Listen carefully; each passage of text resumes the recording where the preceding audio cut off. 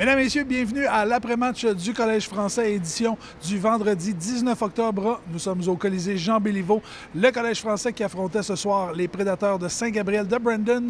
Et je peux vous dire que ça a été tout un match offensif. Allons-y immédiatement.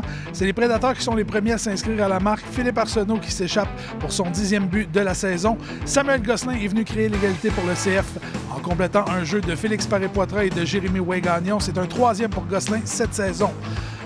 En deuxième période, les Brandoniens ont repris les devants avec le 11e but d'Anthony Morin. Par la suite, Louis-Philippe D a profité d'une confusion devant le filet pour ramener les deux équipes à la case départ. Les hommes de Jean-Philippe Hamel prennent les devants dans le match et prennent le contrôle. Samuel Guilbeault redirige une passe de William Duperron pour son 12e de la saison. Environ 30 secondes plus tard, c'est au tour de Jérémy Oué-Gagnon de marquer un 3e pour lui cette saison. Quelques minutes plus tard, Louis-Philippe D va compléter la poussée du Collège français avec son 2e du match. C'est soudainement 5-2 pour le CF. La soirée de travail de Chouanière est terminée pour les Prédateurs. La tension monte par la suite. Une mêlée éclate devant le banc du CF. Avantage numérique pour le CF. William Duperron va faire payer l'indiscipline aux Prédateurs en marquant son 9e but de la saison. Le CF évolue à court d'un homme et Jérémy Oué-Gagnon repère Mickey Dunbarry. C'est un premier but pour lui cette saison. En toute fin de deuxième période, la tension monte chez les Prédateurs alors qu'une mêlée éclate à nouveau. Mais après 40 minutes de jeu, c'est 7-2 pour Longueuil. La troisième commence comme la deuxième s'est terminée. William Duperron fin seul devant le filet. Un 2e but pour lui ce soir. Profitant d'un avantage numérique, Philippe Arsenault marque un 2e but dans le match. C'est maintenant 8-3 pour Longueuil.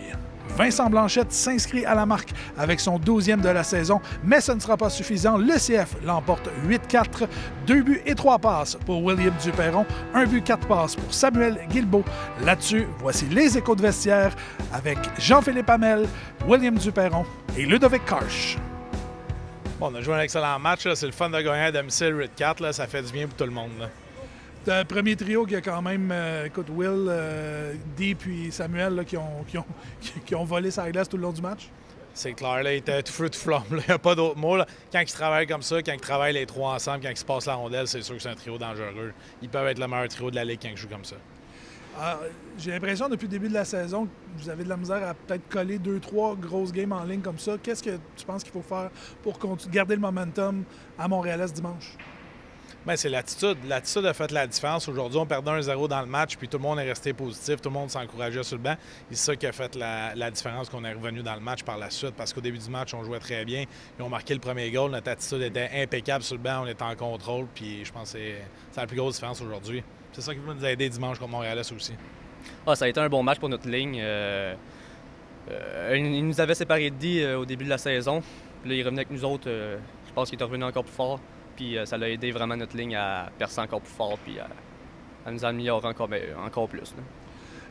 C'est les Prédateurs qui ont marqué le premier but. Comment est-ce que toi comment est-ce que l'équipe a réagi face au le fait d'avoir tiré de l'arrière en début de match comme ça? On a eu un meeting d'équipe, on va se le dire, au début ça allait pas bien, au début de l'année. Puis on a eu un meeting d'équipe comme quoi qu'il fallait jamais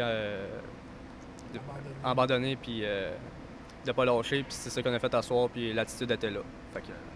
Comment est-ce qu'on garde ce momentum-là pour Montréal-Est dimanche là, au Centre civique Édouard-Rivet?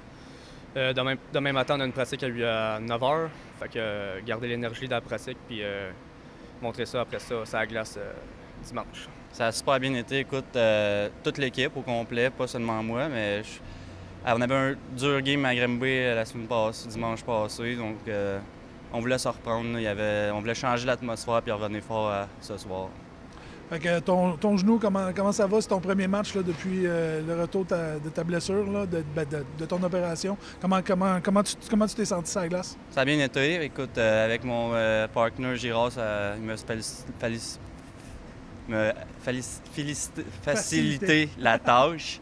Donc, c'est sûr que ça me met moins de pression sur les épaules. Fait qu'on peut garder ça simple. Puis, je pense qu'on a vu que ça a bien été quand même pour un premier match ce soir. Mesdames, Messieurs, il y a environ 2 ans, Télévision Rive-Sud avait commencé à filmer des séquences, à diffuser des résumés de nos matchs sur leur antenne.